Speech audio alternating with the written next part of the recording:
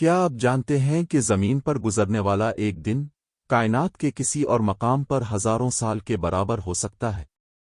یہ بات آج جدید فزکس میں قبول کی جاتی ہے، لیکن حیرت کی بات یہ ہے کہ قرآن میں بھی ایسی آیات موجود ہیں جو وقت کے مختلف پیمانوں کی طرف اشارہ کرتی ہیں۔ کیا یہ محض اتفاق ہے یا کوئی گہرا راز؟ آئیے جانتے ہیں۔ وقت کیا ہے؟ ہم سب سمجھتے ہیں کہ ایک منٹ ہی ہوتا ہے، لیکن جدید سائنس کہتی ہے کہ ایسا نہیں۔ اگر کوئی شخص بہت تیزی سے سفر کرے یا کسی بہت طاقتور کشش شکل والے مقام پر موجود ہو تو اس کے لیے وقت کی رفتار بدل سکتی ہے۔ اس تصور کو ٹائم ڈائلیشن کہا جاتا ہے۔ آئنسٹائن کا نظریہ۔ البرٹ آئنسٹائن نے بتایا کہ وقت مطلق نہیں، وقت سست یا تیز ہو سکتا ہے۔ رفتار اور کشش شکل وقت پر اثر ڈالتی ہے۔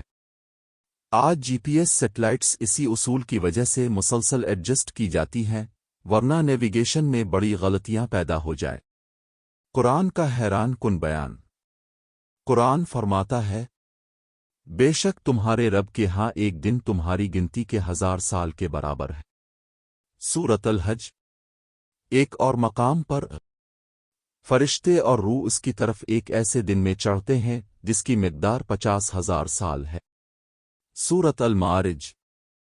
یہاں سوال پیدا ہوتا ہے، ایک جگہ ایک دن 1000 سال اور دوسری جگہ ایک دن 50,000 سال، کیوں؟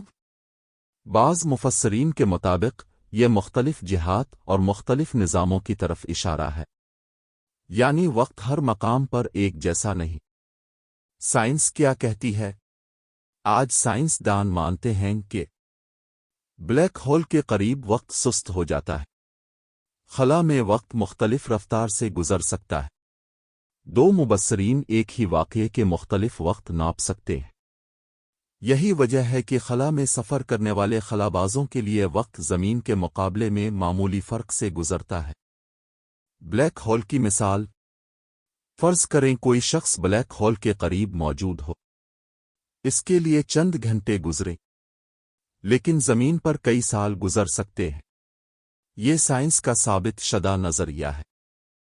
کیا قرآن نے ٹائم ریلیٹیوٹی بیان کی؟ قرآن نے آئنسٹائن کا فارمولا نہیں دیا، لیکن قرآن مختلف مقامات پر وقت کے مختلف پیمانوں کا ذکر کرتا ہے۔ بعض علماء اسے وقت کی نسبت ریلیٹیوٹی آف ٹائم کی طرف اشارہ سمجھتے ہیں، جبکہ بعض اسے صرف آخرت اور فرشتوں کے نظام سے متعلق قرار دیتے ہیں۔ اس لیے اسے سائنسی معجزہ ثابت کرنے کے بجائے ایک دلچسپ تقابل کے طور پر پیش کرنا زیادہ درست ہے۔ وقت شاید وہ چیز نہیں جو ہم سمجھتے ہیں۔